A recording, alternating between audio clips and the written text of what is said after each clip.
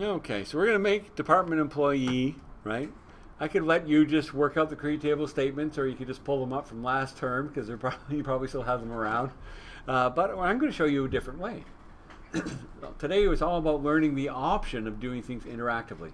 Believe me, it's not always the quickest way to do things. Sometimes a script command is far faster and easier. But it's good to know and round yourself out as a developer and see how you can use the tools to their best advantage, right? So I'm going to come back here into Management Studio. I'm done there, right? No, I'm not going to save that. Okay, so if I make a new query window, notice it makes it in whatever database I was last in, right? I could just pick, okay, the one I want, D. Stovall.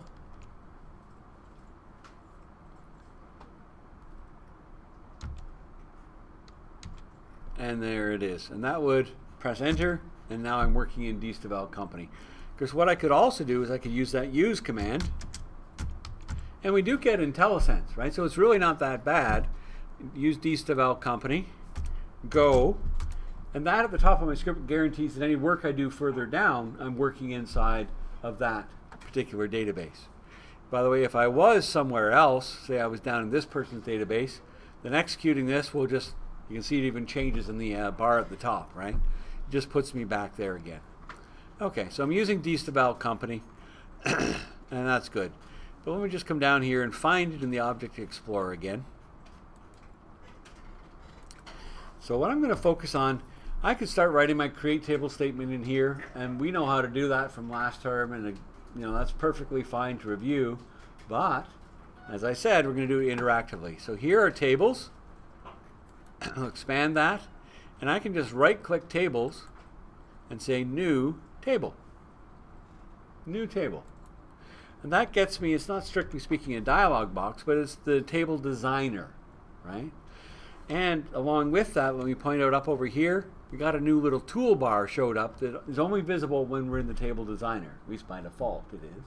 Okay, so there's some things up here we're going to play around with. You might see there's a little key thing here, but that won't be available until we actually define some fields, right? So looking at my table design chart in our published document, I know the first one is going to be for my department table, DEPT code. And I can see the data type specified is nchar 4, right? So notice that we have a drop-down list here of data types, right? Now I can select nchar, and I have to manually just change the 10 to a 4. Now it's not null because it's going to be the primary key. I could remove that checkbox, but I know that by default any primary key cannot be null. So how do I make this the primary key of the table in this interactive method, right?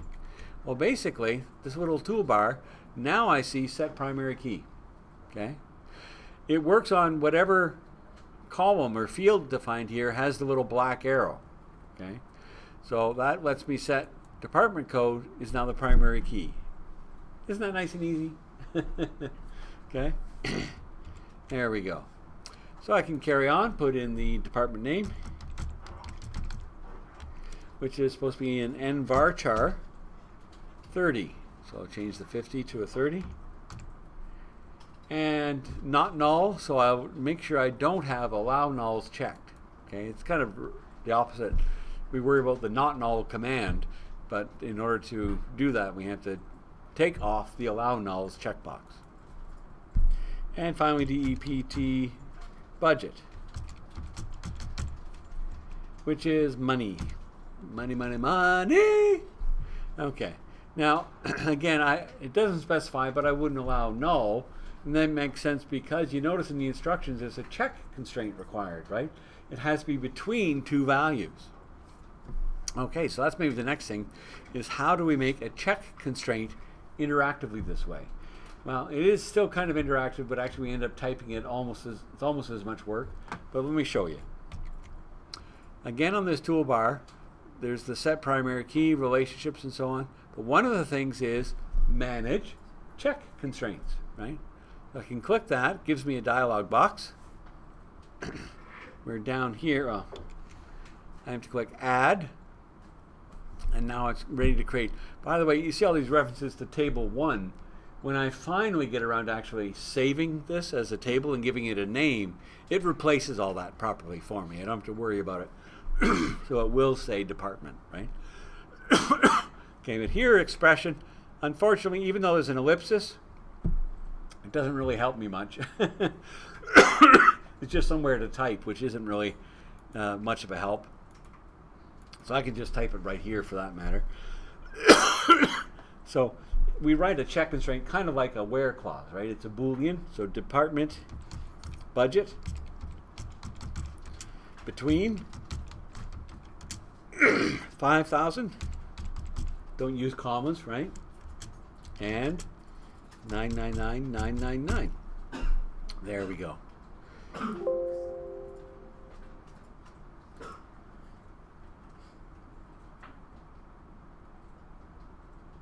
Ah, I spelled department wrong.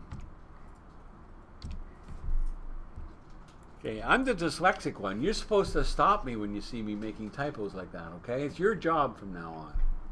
Sorry. Okay, there we go. Yeah, so it validated that there was no such field, so I was creating an invalid check constraint. So that's really all there is to it. I could, if I wanted to play with the name, I could maybe say budget limits, something like that. And it will replace table 1 with the actual name of the table when I actually save it. So that's a point to make is, notice the little star up here showing you that changes have been made since it was last saved. So a save is required, right? It's not until I actually save it does it execute. Remember, I told you everything I'm doing here is really just going to generate a script that will be executed. So that script doesn't get executed until I actually save it. And that's when the action actually happens, and so on and so forth, right? So if I click the save button, give it a name, I'll follow the convention you were taught last term of capital names for tables, I guess. And I'll click OK, and the little asterisk goes away. So what it did is in the background, it generated the create table script and executed it. It would have given me an error message if it hadn't worked. Right? Now I could carry on if I wanted to make further changes, maybe add another column or whatever. I could do that and just save again. And it would write an alter table statement, okay, doing whatever changes need to be done. All right, but I'm going to close that one for now. Coming over here to tables, if I do a refresh, now we see the department table. Okay, over there in my Object Explorer. Now, don't get mad. Don't throw anything at me. But I'm going to show you something. Now I have my department here, my table. If I right click, script table as. Look at this. Scripted as a create, a select to, an insert, an update, right? So let's just say create to a new query editor window. And there it is. There's my create table statement. So this is actually the script that it would have run when I clicked the save button. But you can ask for it back anytime, right? Now, see, if I showed you that last term, you would have all cheated on the test and created your tables interactively. And I couldn't tell, could I? I mean, because I'm sure you always said ignore duplicate key to off, okay, as you wrote it yourself, right? Statistics, non-compute off, and so on. Okay, yeah, it's a bit of a giveaway that it's machine generated. But again, it comes back to that fact that there's really all kinds of defaults that we don't have to worry about unless we want to change them. But when the system itself generates the script, it covers all that just in case, right? But there we go. So there's basically the create table script. All right? So we could have done it manually, but interactive is kind of useful as well. So let's just do the same thing with the other table, the employee. Sorry, I'm getting ahead of myself. So EMP number. And I have caps lock on.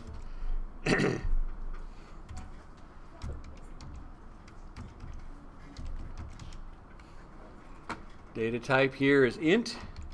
Oh, this will be an interesting one. It's going to be the primary key, so I can set that.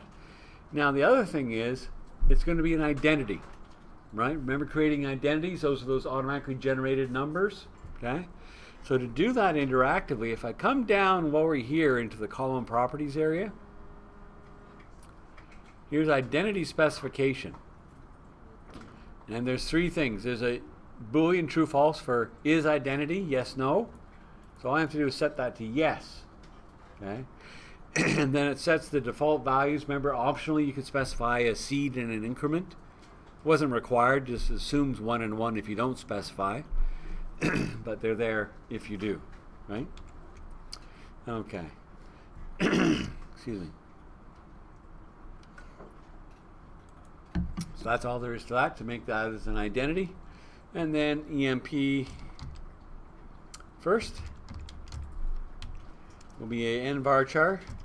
Did you talk last term about the difference between varchar and n varchar?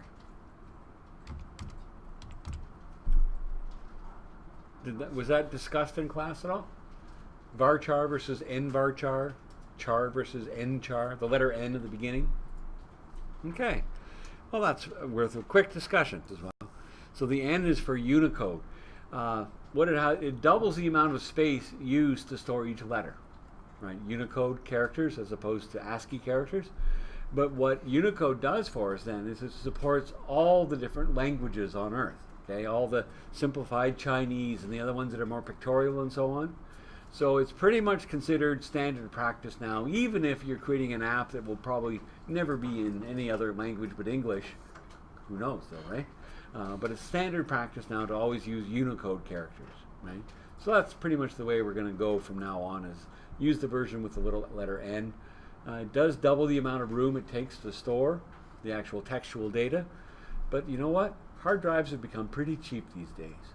So hard drive space is no longer the biggest. It used to be a huge factor, optimizing the size of each record so it would fit in, so many bytes and so on. Used to be a big deal. It's not so much of a big deal anymore, right? Anyways, that's what the N is all about, is Unicode. Oh, do I want to allow nulls? No, I'll take that off. So EMP last is supposed to be another n varchar. Usually the first couple letters is all you need if you don't have to change the size. Now I'm only changing these sizes because the instructions tell us. Now you notice that in the instructions it doesn't say not null. I can't imagine creating an employee record with only the first name and not the last, but hey, we'll follow the instructions, I guess, and allow nulls there. Job title, same thing. Another n varchar of size 25. And allowing null. Okay, emp salary. Here, again, we use money. I could probably use small money. I'm not going to pay me that much. But anyway, I'm not going to allow null. By the way, with any numerical value of any field that's of a numeric type, I usually always like to provide a default of 0. There's nothing worse than, doing a sum or any kind of mathematical thing with a whole column of data. If you have a single null value anywhere, the only answer you'll ever get back is null, right? So that's one reason why I don't usually like to allow nulls for a numeric, and I usually like to give it a default of 0. So I'm going to do that, come out down here to default value or binding, right? Set that to 0. But that's not all. We have another check constraint. It's supposed to be greater than or equal to 0. Whew. Well, at least I can still have my default of 0 because that won't violate the check constraint. Don't make that mistake, setting a default that already is a violation of a check constraint. But once again, I'll just go in here, add to my button to add check constraint. The expression will be EMP salary. Sorry, this will be a really annoying video to listen to later because of my coughing. Okay, greater than or equal to 0. There we go. By the way, I used to fight the system a little bit and make all custom names for everything. But the default ones it comes up with, I've learned to live with them. Why fight it? They're usually decent enough, right? Unless you particularly need a different name for a constraint or anything else. Okay. And emp start, which is a date, not a date time.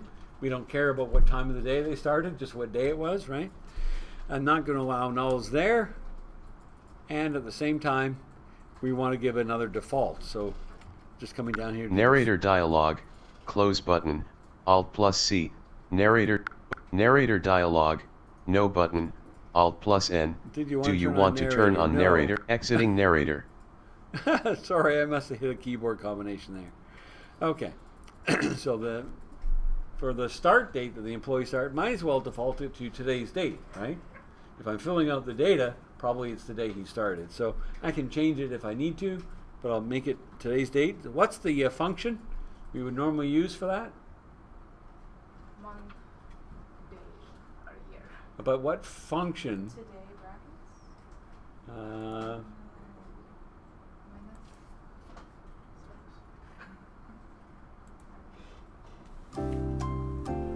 Giving you time to think. Okay, what function would we use to find out the current system date time? Ah, that's it. Yeah. Oh, you're the winner. You won Jeopardy. Okay, it's get date. So sorry for. Oh, you're gonna get all dizzy with this. I can't move my mouse without. Sometimes I just have to zoom out. Sorry. Okay, get date. And we need brackets because it is a function. It returns a value, right? Okay, almost done. Whew. One more to go, and that was our foreign key. I somehow lost my instructions. Okay, yeah, so department code. Typically, we often will follow that as a naming convention. Give it the same name. That's really not life and death, but what is the data type, right? Data type should ideally be the same. If not exactly the same, then it should at least be compatible. So it's nchar 4. Okay. And are we going to allow nulls? No, it says not null. We rarely ever allow null for a foreign key. But sometimes it is important to allow that. Okay? You know, in general, we don't like to have orphan child records, right? They shouldn't be there if there isn't a parent, but there are situations where that's exactly what's required. Just for example, think this one came to mind earlier. You know, suppose you had a whole bunch of laptops that get assigned out to students maybe for a term or whatever, right? Well, that's fine. Every time you assign it, you fill in a foreign key in the laptop's record of the ID of the student, okay? But what about when they aren't in use by a student, when they're back on the shelf? Well, that foreign key value, the student it's assigned to, their ID, you have to allow null, or it cannot be they're orphans at the moment, right, until they get signed out again. So there are situations in the real world where you often do need to allow a nullable foreign key, but you try to avoid them if you can, which is not a good reason to have it. Okay, so that's my department code. Now, last but not least, how do we get the referential integrity, the foreign key relationship created here? Well, I'm going to save the table first so I can actually give it a name. Employee. There we go. Now there's two ways I could go about it. Okay, I can, once again, using my magic toolbar, come up here and this button gives us a relationships dialog box, right? So I can click that and come in here to relationships. So if I wanted to add a relationship, right, here are table and column specifications. So I can specify what tables and columns are going to be the participants in this relationship. So I get a little ellipsis button at the end, and this time it's a little bit more useful, the dialog box that comes up. Okay, so that's the name up there. I can modify it if I need to, but it gets changed as we even make our selections down here. So the primary key table, well, that's the parent table. The foreign key table is the child table, right? So which one of our tables should be the primary key or parent table? Department, yeah. So I can just pick department. And then down here, the fields, you notice there's more than one row because sometimes we have composite keys, right? So you can even have foreign keys that are composites as well, where you have to have multiple ones to make up the foreign key. So if I click the drop-down list, here are the various fields available in the department table. So I select department code, that's the primary key. And the foreign key in the employee table, is it the employee number? Dep code, that's right. No, it's the department code. So there the naming convention helps remind us that it should be the same. Okay? Now if I click OK, then I'm ready to create it. But another thing we might want to think about is our cascade rules, right? Update and delete cascade. So do you think we would want delete cascade on here? That if we could delete a department, it would automatically go and delete all the employees in that department? Probably not. Probably not. Yeah, we'd probably prefer to have the safety net of saying, wait, don't delete that department yet because there are existing employees in it, right? So no, we probably would not want cascade delete turned on. How about the update rule? Yeah, I agree with you. Okay, my rule of thumb is this. Always use update cascade if, and only if, the primary key in the relationship is something you enter manually. If it's auto-generated by the system, like an identity or a GUID or something like that, then don't, because it's never going to change anyway, right? But if it's something you enter manually, then yes, you should always turn on update cascade. So the update rule here, I'll set that to cascade, right? The delete rule, no action. That would be perfect. So I could click close, right? And that would actually then, when I do the next save, it'll actually create the foreign key relationship. But I have more fun in store for you today. So instead of doing it that way, I'm going to show you an alternate approach instead. So I'm going to select this, delete it, and close. So I stop short of actually creating the relationship. I do have the tables created though, right? So both my tables, employee, oh, no, I don't want that. Employee and department are saved. Now let's have a look at, I'll just refresh to show you they're both there. Database diagrams. Those diagrams I put up in Blackboard are actually just generated by the system. Oh, I had to make them fit on a page because they come out spread all over the place. But we're going to add a database diagram. The diagrams are not just read-only. We can actually use them to do certain types of updates to the actual database by dragging things around inside the diagram. So that's why I thought I'd show you an alternate way to create the foreign key relationship. Now, if I say new database diagram, so you know there's two choices: install diagram support or make a new diagram. So if I say new diagram, it'll come up and say, okay, you don't have support objects in here for diagramming, but do you want to create them? Now there's an example of a stupid question, right? I asked for a diagram. Of course I want you to create them, so I'll say yes. Okay, now it's going to create the diagram for me. So by the way, like if you have a huge system with hundreds of tables, and believe me, there are lots out there like that, sometimes you want to make a focus diagram just on the 5 or 6 tables that are needed or related to each other in the area of the system you want to work in, right? That's why it's useful to be able to just select certain tables at a time, and you can have as many diagrams as you want, right? So I'll select both just by drawing a box around them and add. Okay, so there are my diagrams. See, I can pick them up, move them around, and so on. Okay, you can resize them, arrange them, and this is how I made those screenshots that are posted up in Blackboard. So how do we get our relationship in here? Sorry, question? Sorry, what type was the app number? It's an integer and then an identity. Okay, so to make the foreign key this way, doing it graphically, all I have to do is grab department code here. I usually click on the key itself and drag, and see it'll draw a line here. And I can drop it on any field, and it will try to create it to whichever one I drop it on. So it helps if I drop it on the right one, right?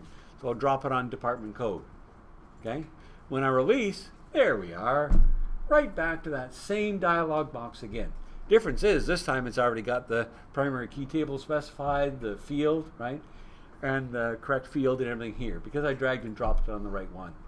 If by accident I dropped it on the wrong one, no big deal. All I have to do is use the drop-down list and pick the correct one, right? Easy to fix. All right. And again, I usually live with the default names that it comes up with unless there's a real good reason to change them otherwise. Now, once more though, insert and update specifications. I want to set that update rule to cascade. Okay. And that's it. Now we see the lines showing up, just like we had those lines before, and you can get artistic, move it this way, move it that way, be as silly as you want, right? That doesn't affect anything. But mind you, see the asterisk at the top? It actually hasn't implemented that design change yet. Not again once until I save it. Okay, I have to give it a name, diagram 0. I love that name, perfect name for it. Well, probably not in the real world, but for this demo, it's good enough. And there's a warning that the following tables will be saved to your database.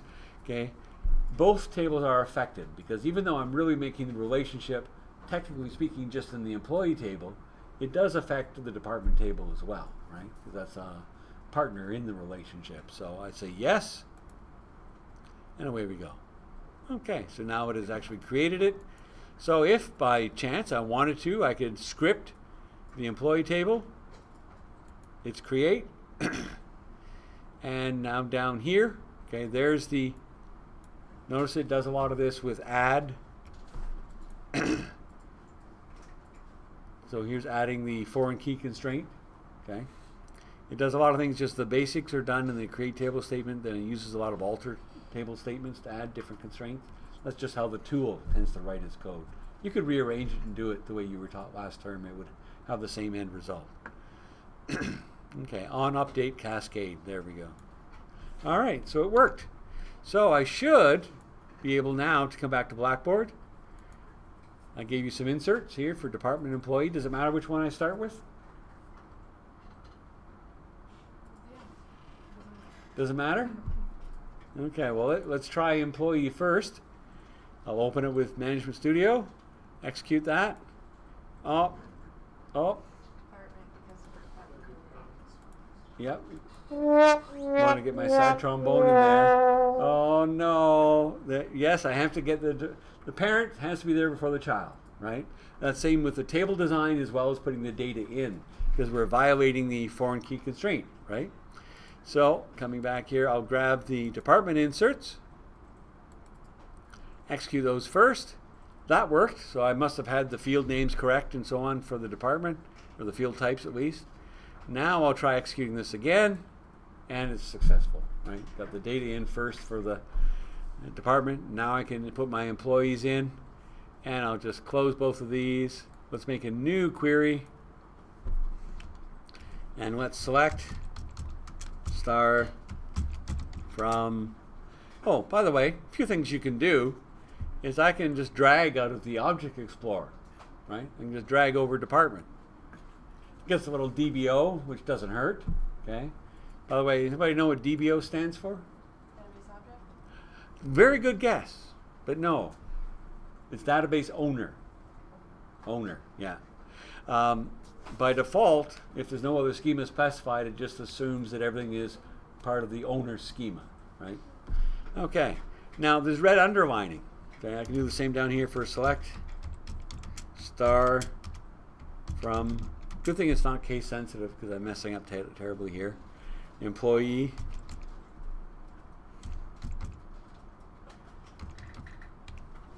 Okay, and there's red underlining there again. Now that's just because the IntelliSense system in Management Studio is a little bit slow. Okay, we can actually force it to refresh. There's a menu selection here under Edit, IntelliSense, Refresh Local Cache. If you want, you can memorize Control-Shift-R. Okay, if it bugs you a lot and you find yourself doing this a lot, okay, when I do that, it refreshes the IntelliSense cache, so now it knows about all the objects. The red underlines go away that were complaining that it didn't know about the existence of the tables and so on. Okay, so I can execute both of these at once, right? And that's, I see that my department's there first, followed by the employees. Of course, I can just do one at a time just by highlighting it and so on. So I can see I have my data in there successfully. Let's just test though and see if the update cascade is working. So I'm going to change, see I've got a number of people here in ISYS, right, which was the code for information systems. Okay, so let's just do a quick update. And it's going to be department set DEPT code equal to, hey, we're prog people, so we're going to call it PROG, because that's what IS is all about. Just a bunch of programmers down there, right? Now, of course, if I executed just that statement by itself, every department would get the same code, wouldn't it? Because I don't have a where clause yet, right? Mind you, of course, that would then violate the primary key, because you can't have duplicate values in the primary key, violation of primary key. So, once more. Okay, so let's change out of where clause, where. By the way, when there's an error, nothing actually happened. Okay, we'll talk more about that when we get to batches and scripts and so on, right? But if there's an error inside any batch that you're running, nothing. Sorry, that's not true. That's the problem with batches. Sometimes some things happen and don't get rolled back. Okay, we'll talk more about that later. But I said it backwards there, sorry.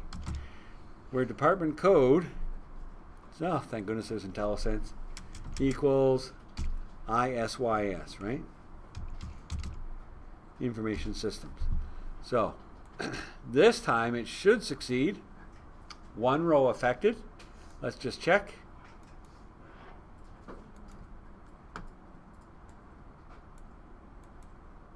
Okay, so there now I've changed the code for information systems to prog, and if we look at the employee table, did it cascade? Yes. There we go. So all of our people in IS are now in the prog department code. So it just shows that our cascade did work, right? Okay, so that's good for now. Let me just come down here. Well, actually, I might delete it all. In the Blackboard, in the folder, actually, right in the document itself, I'm sorry, there's a few suggested queries to try here on the sample data.